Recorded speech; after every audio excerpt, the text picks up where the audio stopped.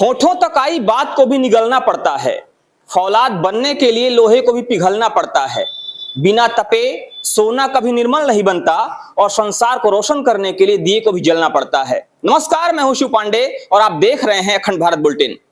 कहा जाता है कि अगर गुरु द्रोण जैसा हो तो शिष्य भी अर्जुन बन ही जाता है, और कुछ ऐसा ही देखने को मिल रहा है इस समय प्रयागराज के कॉलेज में, जहां से लगातार 2 वर्षों से कोई ना कोई अधिकारी बनकर निकल रहा है, और वो भी ऐसा अधिकारी जिसकी कल्पना लोग करते हैं लेकिन साकार होने में बड़ा ही पापड़ बेलना पड़ता है, बड़ा संघर्ष करना पड़ता है। जी हां, हम बात कर रहे हैं आईएएस की। प्रयागराज का मधु वाचस्पति इंटर कॉलेज, जहां से पिछले 2 वर्षों से लगातार आईएएस अधिकारी निकल रहे हैं। यहां के पढ़े हुए बच्चे आईएएस में सेलेक्ट हो रहे हैं, और न सिर्फ इस कॉलेज का नाम बल्कि जिले का नाम और प्रदेश का नाम भी रोशन कर रहे हैं। हम इस समय जहां पर खड़े हैं ये वही विद्यालय है, ये वही कॉलेज है जहां से पढ़ करके ये होनहार बच्चे निकले हैं। और हमारे साथ में है कॉलेज की प्रिंसिपल, जिनसे हम बात करेंगे और समझने की कोशिश करेंगे कि आखिर ये जो बच्चे निकल रहे हैं, जो बच्चे अभी सेलेक्ट हुए हैं, इनका कैसा बैकग्राउंड था, पढ़ने में कैसे थे, और साथ ही हमारे साथ टीचर्स भी हैं जो उनको पढ़ाए हुए हैं, जिन्होंने कई वर्षों तक अथक परिश्रम किया है, अथक मेहनत किया है और बच्चों को आगे बढ़ाने में अपनी महान भूमिका अदा की है। मैम, अभी हाल ही में एक बच्ची फिर से सेलेक्ट होती है। पिछले साल देखा गया था कि एक बच्ची सेलेक्ट हुई थी, और साधना दिवाकर, और इस बार फिर से एक बच्ची का सिलेक्शन होता है शालिनी सरोज करके। अगर बात की जाए, चूंकि आप लोगों ने उसको कई वर्षों तक देखा है, पढ़ाया है, उसके साथ आपने मेहनत किया है, कैसा बैकग्राउंड रहा था शालिनी का, और पढ़ने में कैसी थी? शालिनी शुरू से बहुत ही प्रतिभावान छात्रा रही है। 6 क्लास से उसने यहाँ पे एडमिशन लिया था। हिंदी मीडियम की थी, यूपी बोर्ड से पढ़ी हुई लड़की थी वो, और क्लास में बहुत शांत रहती थी। अभी उसके सर ने भी जैसा बताया कि सिर्फ इंटरवल में ही वो क्लास से बाहर निकलती थी, नहीं तो वो क्लास में अपनी बुक्स के बीच में ही रहती थी। बहुत ही शांत थी। अभी मेरी जिस दिन उसका रिजल्ट निकला और मुझे ये खुशखबरी प्राप्त हुई, तो मैंने उसको फ़ोन भी किया और उसको बधाई भी दी। तो उसने मुझसे मैंने उससे उसका नंबर मांगा कि कभी इलाहाबाद आओगी तो हम मुलाकात करेंगे तुमसे, या नहीं तो तुम आना या हम आएंगे तुम्हारे पास। तो उसने मुझे एक आज के ज़माने में मुझे इतना आश्चर्यचकित बात बताई कि उसके पास कोई भी मोबाइल नहीं है। वो सोशल मीडिया से 5 साल से उसने सोशल मीडिया यूज़ नहीं किया।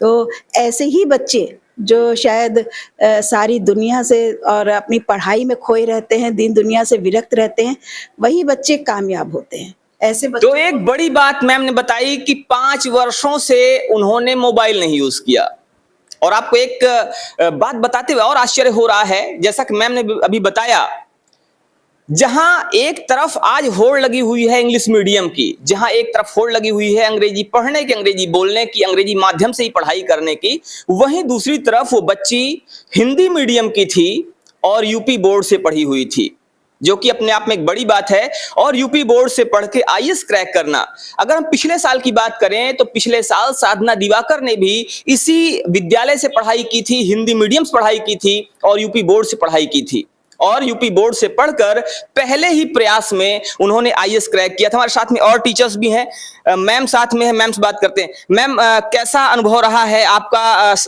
शालिनी के साथ में, चूंकि आपने भी शालिनी को कई वर्षों तक देखा है, क्या कहना है आपका? पहले तो मैं बहुत सारी बधाइयाँ दूंगी शालिनी जी को, क्योंकि भाई आप तो बहुत अच्छे पोस्ट पे हैं। तो एक गुरु के लिए इससे बड़ा तो शायद कोई और सपना होता ही नहीं है कि उसका बच्चा इतने बड़े पोस्ट पे पहुंचे और उसका ओहदा इतना बड़ा हो। तो हमारे लिए तो बहुत खुशी की बात है। और जहां तक मैं उसको बचपन से देख रही हूँ, बहुत ही सौम्य नेचर की, बहुत ही सीधी, और कभी भी मुझे नहीं याद आता कि कभी उसने क्लास में आज तक बदमाशी भी कभी किया होगा। बहुत ही, और हर चीजों को बहुत ही आगे बढ़ चढ़ करके उत्तर देना, भाग लेना सब चीजों में। तो बहुत ही अच्छी बच्ची थी।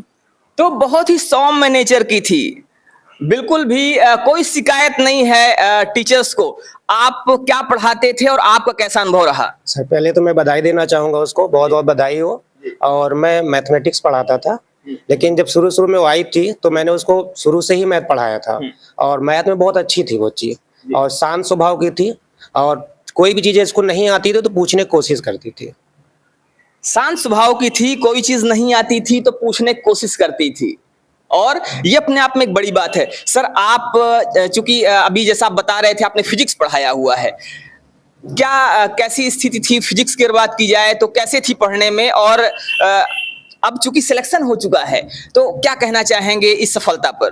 पहले मैं उनको बहुत बधाई दूंगा, और ये मुझे याद है कि वो क्लास में हमेशा शांत बैठती थी और पूरा फोकस पढ़ाई पे रहता था, और जो भी चीजें नहीं समझ में आती थी निसंकोच वो पूछती थी, और जितनी जरूरत होती थी उतना ही बोलती थी क्लास में। बहुत ही कहें कि बेस्ट स्टूडेंट थी हमारी वो। तो बेस्ट स्टूडेंट थी, जितना जरूरत होती थी उतना ही बोलती थी, ज्यादा बात नहीं करती थी, बिल्कुल शांत नेचर की थी, जिसको आज की भाषा में साइकोलॉजी की भाषा में इंट्रोवर्ट कहा जाता है, वो भी कह सकते हैं। लेकिन ये कहना कि इंट्रोवर्ट थी और ज्यादा बात नहीं करती थी ये भी ठीक नहीं होगा, क्योंकि अगर हम बिना मतलब की बात करते हैं, फालतू बात करते हैं, कहीं ना कहीं वो वेस्टेज ऑफ टाइम होता है। सर क्या कहेंगे? शालिनी जी को बहुत बहुत बधाई हो। पहली बात तो जी, डिसिप्लिन में रहना एक बहुत अच्छी चीज होती है, और डिसिप्लिन में रह के बच्चे ही आगे बढ़ते हैं, और शांत स्वभाव तभी बच्चा रहता है जब वो डिसिप्लिन में होता है। डिसिप्लिन में होना एक बड़ी बात है। अगर सेना डिसिप्लिन में ना हो तो शायद देश गुलाम हो जाए। अगर टीचर डिसिप्लिन ना हो तो बच्चे पढ़ ना पाए, और अगर बच्चे डिसिप्लिन ना हो तो फिर बच्चे आगे बढ़ नहीं सकते। सर आप क्या कहेंगे शालिनी की सफलता पर? सर सबसे पहले तो शालिनी को बहुत सारी ढेर सारी बधाइयाँ मधु वाचस्पति इंटर कॉलेज की ओर से। सर ये हमारा दूसरा आईएएस है, और हम बैक टू बैक हमने आईएएस दिया है, और हम यही उम्मीद करते हैं सर कि उम्मीद क्या, हमें विश्वास है कि हम अगले साल फिर एक आईएएस दे रहे हैं। तो एक बड़ी बात कही सर ने कि उम्मीद ही नहीं विश्वास है, अगले साल फिर से आईएएस दे रहे हैं। सर आप क्या कहेंगे, क्योंकि आप भी इस विद्यालय के एक पुराने टीचर हैं और आपने भी शालिनी को कई वर्षों तक पढ़ाया भी होगा, आपने बिहेवियर को देखा होगा, क्या कहेंगे? सर सबसे पहले तो उनको बधाई देना चाहेंगे जी, शालिनी सरोज जी को, और एक स्टूडेंट के नाते जैसा कि सर ने भी अभी बोला है कि वो अनुशासन जो है, अनुशासन जीवन का बहुत बड़ा जीवन में बहुत बड़ा महत्व लाता है, और वो सबसे ज़्यादा तो यही देखने में आया है कि वो अनुशासित रहा करती थी, और उसके साथ साथ बिहेवियर बहुत अच्छा था हम टीचर्स के प्रति, साथ ही साथ बच्चों के प्रति भी बिहेवियर बहुत अच्छा था, और शायद यही चीज़ें जो है तो उनको वहाँ तक लेकर के गई हैं। बिल्कुल। तो टीचर्स के प्रति बिहेवियर बहुत अच्छा था, और एक चीज कही भी जाती है, अगर गुरु के प्रति सम्मान ना हो तो शायद वो शिष्य सफल हो भी नहीं सकता है। और गुरु के प्रति जो सम्मान था, गुरु के प्रति जो अच्छा व्यवहार था, कहीं ना कहीं ये भी एक कारण हो सकता है सफलता का। मैम अभी सर ने कहा कि हमने बैक टू बैक 2 आईएएस दिए हैं और अगले साल फिर से हम एक आईएएस देने वाले हैं, क्या कहना है इस पे? सर मुझे अपने टीचर्स पे विश्वास भी और पूरा गर्व भी है, क्योंकि इन्हीं लोगों की मेहनत है जो इन स्टूडेंट्स के रूप में आगे आ रही है। और सही कह रहे हैं, क्योंकि शालिनी सरोज की जो भाई है नवनीत, वो भी आईएएस पीसीएस का एग्जाम दे रहा है, और हम उसके लिए भी भविष्य की शुभकामनाएं करते हैं कि अगले साल नवनीत जो है वो आईएएस बनकर हमारे सामने आएगा। तो मैम की शुभकामनाएं हैं शालिनी के भाई नवनीत के लिए कि अगले साल वो भी आईएएस बनकर हमारे सामने आए। मैम एक तरफ होड़ लगी हुई है इंग्लिश मीडियम की, बच्चों को इंग्लिश मीडियम पढ़ाने की, लोग गर्व का अनुभव करते हैं, बहुत पैसा खर्च करते हैं। दूसरी तरफ यूपी बोर्ड है जिसको लोग कहीं ना कहीं आज अपने बच्चों के लिए कम प्रेफर कर रहे हैं रेदर देन सीबीएसई या इंग्लिश मीडियम। आपने 2 साल लगातार आईएएस दिए हैं, तो क्या कहना चाहेंगी उन पेरेंट्स के लिए, उन गार्जियंस के लिए जो यूपी बोर्ड की बजाय सीबीएसई में बच्चों को भेजना ज्यादा पसंद कर रहे हैं? सर मैं किसी बोर्ड के प्रीफर तो वो नहीं करूंगी कि कौन बोर्ड अच्छा है, कौन, इस विवाद में नहीं पढ़ना चाहूंगी। लेकिन हाँ मैं ये कहूंगी कि जो हमारे यूपी बोर्ड का पेपर पैटर्न है वो किसी भी कॉम्पिटिटिव एग्जाम के लिए बहुत बढ़िया है। जो आज ये बच्चे निकल रहे हैं, कहीं ना कहीं इन लोगों ने जो हाई स्कूल इंटर का एग्जाम दिया, इनका बेस बहुत मजबूत होके निकला है। इनका जो ग्रेस्पिंग पावर होता है कि साल भर पढ़ के जो ये एग्जाम देते हैं, और जो ग्रेस्पिंग पावर है वो बहुत बढ़िया है। तो इस वजह से ये, और हमारे यहाँ जो हमारा मधु वाचस्पति इंटर कॉलेज है, हिंदी मीडियम भी चलता है और इंग्लिश मीडियम भी चलता है। ये दोनों बच्चे हमारे हिंदी मीडियम के थे, लेकिन इंग्लिश मीडियम भी हमारे यहाँ चलता है।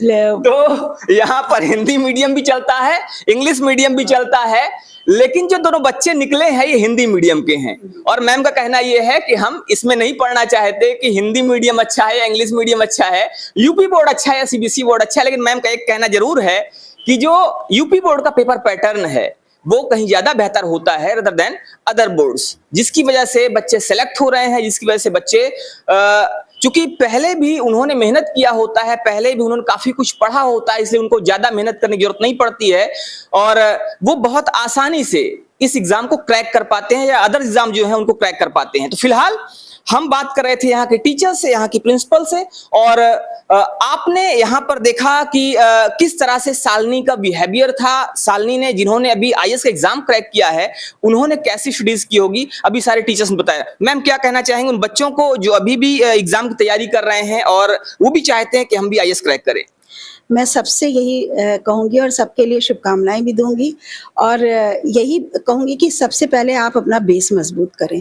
कोई भी विषय आप जो भी चुनते हैं आईएएस में, अपना बेस मजबूत करें। बेसिक जितना आपका मजबूत होगा उतना ही आपके डाउट्स क्लियर होंगे और कोई भी एग्जाम बीट करने में आप में क्षमता होगी।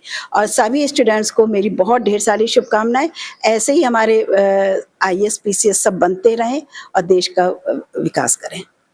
तो मैम कहना है कि ऐसे ही बच्चे आईएएस पीसीएस बनते रहें और देश का विकास करें, देश का नाम करें और देश के विकास में अपनी भूमिका अदा करें। फिलहाल इस पर आपका क्या कहना है आप भी हमें जरूर बताइएगा। बने रहिए हमारे साथ खबरों का अपडेट के लिए। जय हिंद।